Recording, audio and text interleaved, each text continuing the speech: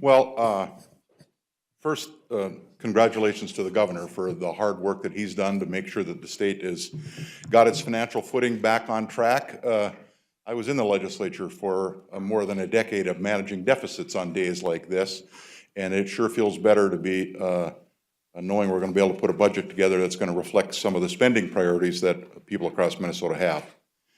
I would describe personally, and I don't want to get too far into the numbers and lose you, but I would describe it as kind of a status quo forecast. And to you, it probably looks like we lost $376 million from a $1.8 billion surplus going into the next biennium down to 1.4. But I do remember when the February forecast came out, we sat down as leaders, myself and the Speaker and Representative Knobloch and Senator Cohen, and we looked at the GDP projections for the next biennium. And, you know, for the last 4 years, we've been running about 2.2% growth. And the forecast showed 2.8. Jim, remember that? 2.8% growth. And we all kind of looked at each other and said, it doesn't feel like things are changing, that growth is going to go up that much, when over the last 4 years, we've had 2.2. Well, interestingly enough, today's forecast, not that we're great economists, but shows 2.2% growth going forward into this next biennium. So for me, it's not real surprising. I think it's a status quo, which shows that our economy is on a stable. Growth isn't what we'd like it, but we're continuing to grow. I'm pleased about that. I also want to thank the governor, because it was what we did in 2013 after the 12 election, when we raised some revenue to try upright the ship, that puts us in the position that we're in today. And without his leadership, I don't think we'd be doing that.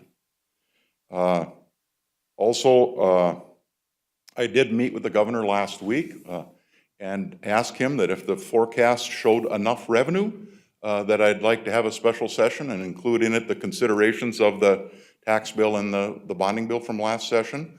I've had that conversation with Senator Gazelka also, and the Speaker and I have had a number of conversations about that.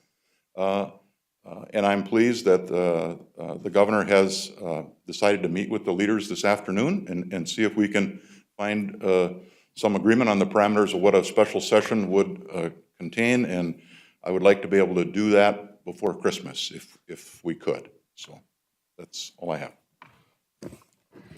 Well, I would just say, I think that what we've seen today is that Minnesota has a budget surplus, but there's too many Minnesota families who still don't have a budget surplus. And to the extent Minnesota has prosperity, it's not necessarily shared across the state.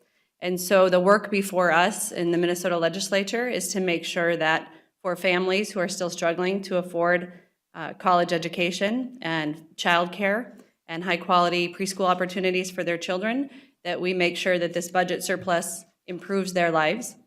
And to the extent that the prosperity is not shared equally across the state, that we take steps to improve economic opportunities in all quadrants of the state.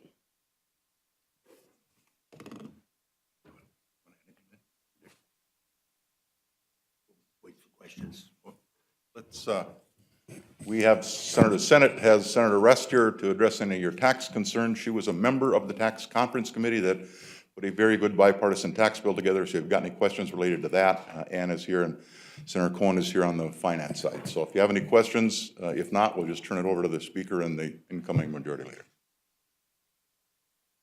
Thank you.